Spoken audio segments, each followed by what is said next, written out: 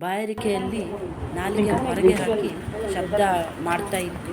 ಈ ನಾಯಿಗೆ ಅದರ ಪಾಪ ಪುಣ್ಯ ನೋಡಿ ನಾನು ಒಂದು ನೆಲದಲ್ಲಿ ನೀರು ಹಾಕಿದ್ದೆ. ಯಾಕೆ ಹೇಳಿದರೆ ನನ್ನಲ್ಲಿ ಬಾಟಲಲ್ಲಿ ನೀರಿತ್ತು, ನೆಲದಲ್ಲಿ ಹಾಕಿದೆ. ಆದರೂ ಬಾಟಲ್ ಖಾಲಿ ಆಗುವವರೆಗೆ ಕುಡಿಯಿತು. ಆದರೂ ಮತ್ತೆ ಏನು ಮಾಡೋದು ಅಂತ ನನಗೆ ಗೊತ್ತಾಗಲಿಲ್ಲ. ಇದೊಂದು ಗೌರ್ಮೆಂಟ್ ಆಫೀಸ್ ಆದ ಕಾರಣ ಅಲ್ಲಿ ಪಾಟಲ್ಲಿ ಅಡಿಯಲ್ಲಿ ಒಂದು ಪ್ಲೇಟ್ ಇಟ್ಟಿದ್ದರು.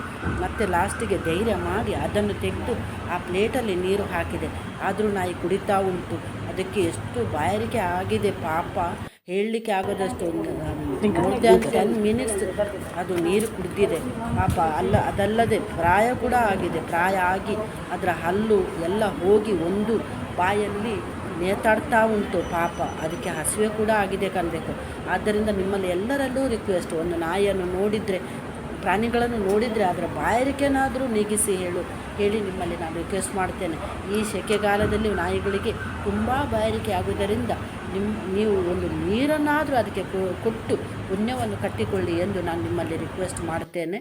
ಆದ್ದರಿಂದ ಈ ನಾಯಿಗೆ ತುಂಬ ಬಾಯಾರಿಕೆ ಆದ್ದರಿಂದ ಹಸಿವೆ ಕೂಡ ಆಗಿರ್ಬೋದು. ಅದಕ್ಕೆ ಹಸಿವೆಕ್ಕಿಂತ ಜಾಸ್ತಿಯಾಗಿ ಅದಕ್ಕೆ ಬಾಯಾರಿಕೆ ಆಗಿ ಎಷ್ಟು ದಿನದಿಂದ ಅದು ನೀರು ಮುಟ್ಟಲಿಲ್ವಾ ಏನೋ ಅಂತ ಅದು ನೀರು ಕುಡಿತಾ ಇತ್ತು ಪಾಪ.